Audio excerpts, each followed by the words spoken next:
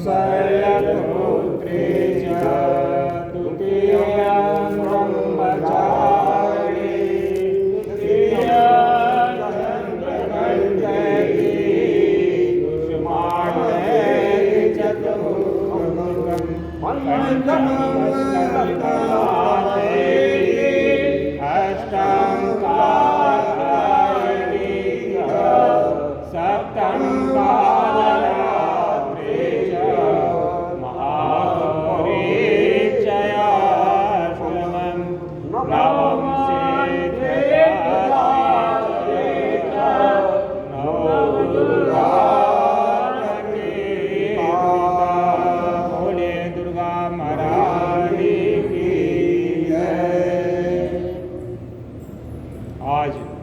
नवरात्रि का 9वां दिन है। आज जो है सिद्धि माता देवी का आज दिन है। हम उनकी वंदना कर लें। जय देवी सर्वभूतेषु सिद्धि माता रूपेण संस्थिता नमस्ते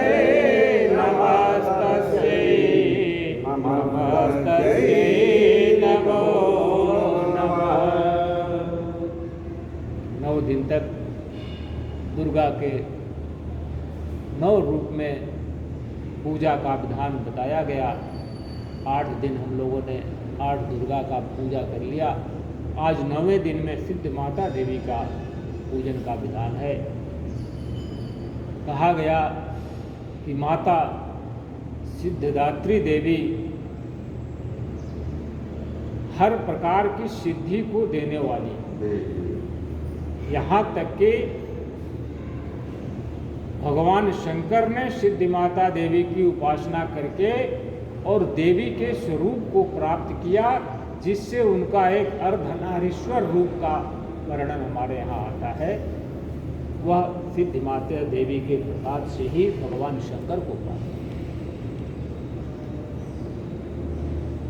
इतनी इनकी विशेषता बताई गई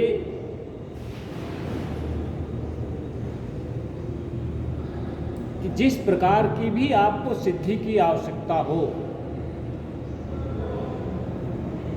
मार्कंडेय पुराण में 8 प्रकार की सिद्धियों का वर्णन आता है। अणिमा, महिमा, गरिमा, लघिमा, प्राप्ति, प्राकाम्य, ईशत और वशिष्ठ, ये 8 सिद्धियां मार्कंडेय पुराण में वर्णन आता है। ब्रह्मवर्त पुराण में जहाँ श्री कृष्ण जन्म के खंड का वर्णन किया गया है, वहाँ 18 प्रकार की सिद्धियों का वर्णन है, जिसमें अणिमा, लघिमा, प्राप्ति, प्राकाम्या, महिमा, ईशत्व का वास, सर्व कामशायिता, सर्वज्ञता, दूर श्रवण, पर काया प्रवेशन, वाक सिद्धि, कलवृक्षत, सृष्टि, संहार करण सामर्थ्य, अमरत्व, सर्वनायकत्व, भावना और सिद्धि। ये 18 प्रकार की सिद्धियों का वर्णन ब्रह्मवर्त पुराण में आता है, जिसमें अणिमा, लघिमा, अणिमा मतलब अपने को बहुत बड़े रूप में कर लेना, लघिमा माने छोटे रूप में कर लेना, जैसा कि हनुमान जी ने लंका में जाते समय अपना स्वरूप बनाया, कभी छोटा स्वरूप बनाए, कभी बड़ा स्वरूप बनाए। जब जहाँ जिस चीज़ की आवश्यकता हुई उसके मुताबिक अपना स्वरूप बना करके लंकनी को पहले बड़ा स्वरूप बना करके ये किया, फिर छोटा स्वरूप बना करके अपना निकल गए। तो इस तरह की सिद्धियाँ हमारे यहाँ प्राप्ति, काम्या, महिमा, पर काया प्रवेश, दूसरे के शरीर में प्रवेश करने की भी एक सिद्धि है। अब ये अलग बात है कि बहुत सारे लोग ऐसे होते हैं जो इस प्रकार की सिद्धियों का पाकर के इसका दुरुपयोग शुरू कर देते हैं, जबकि कहा यह गया है कि अगर इस प्रकार की सिद्धि आपको मिल गई तो इसका दुरुपयोग नहीं करना चाहिए। समाज के कल्याण के लिए, समाज के उत्थान के लिए इन सिद्धियों का प्रयोग हमारे बड़े बड़े ऋषि महात्मा किया करते थे। लेकिन कुछ ऐसे लोग हैं जो इसका प्रयोग जो है वो समाज को ठगने के लिए, धन कमाने के लिए भी उसका प्रयोग करते हैं, जो कि गलत है। और फिर ऐसे ही लोगों का कहते हैं नाश भी होता है। सिद्धि, जिसको भगवान की सिद्धि मिल गई, देवी की सिद्धि मिल जाए, और उस व्यक्ति का फिर बाद में कभी हरास हो, नाश हो, ऐसा तो उचित नहीं है जी। लेकिन कहते हैं कि जब आप उन सिद्धियों का दुरुपयोग करेंगे तो वो सिद्धियां आपको नुकसान भी करेंगी, उल्टा उसका असर पड़ेगा जी। तो इस सिद्धियों को प्राप्त करना जितना कठिन है, उसको अपने पास रख करके उसका सदुपयोग करना भी कठिन है। लेकिन जिसने प्राप्त कर लिया और सही ढंग से उसका सदुपयोग कर लिया, फिर उसका जीवन सीधे मोक्ष को प्राप्त होता है। अर्थात जिस प्रकार की भी आपके अंदर कामना होगी, माता सिद्धिदात्री देवी की कृपा से हर प्रकार की सिद्धि, आज 9वें दिन इनकी पूजा की जाती है।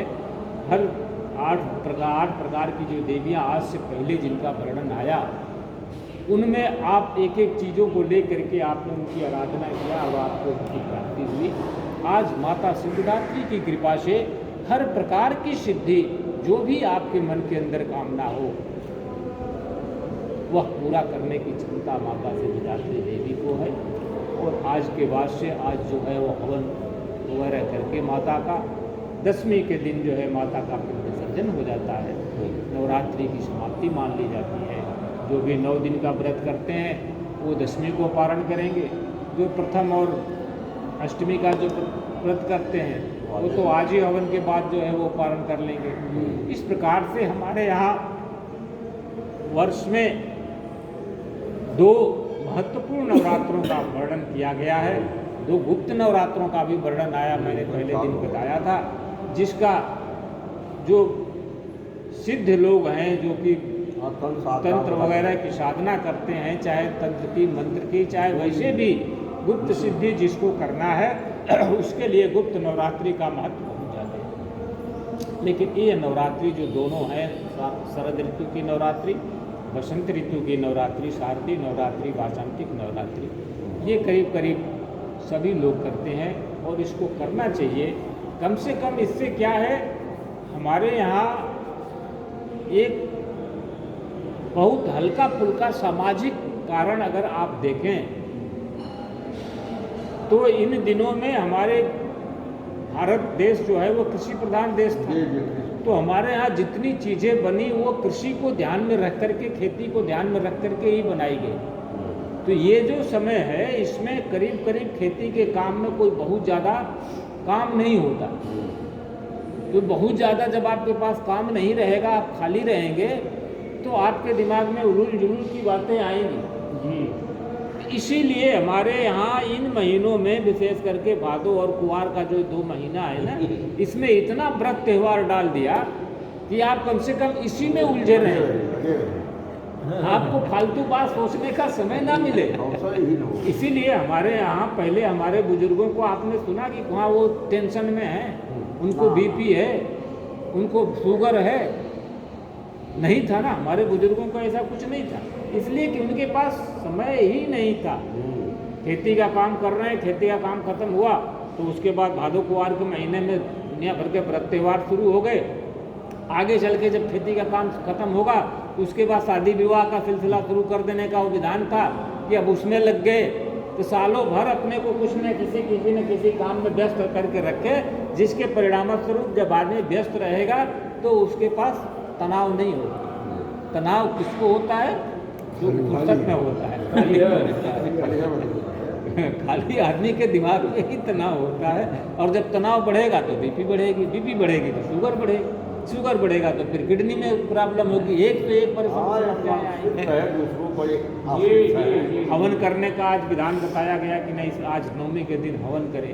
आज तो वैज्ञानिक भी इस बात को मान रहा है कि आम की लकड़ी पर अगर घी से, देसी घी से हवन किया जाए और उसका धुआं जो है वो तमाम तरह की बैक्टीरियाओं का नाश करता है। इसको अब विज्ञान भी सिद्ध करता है जी।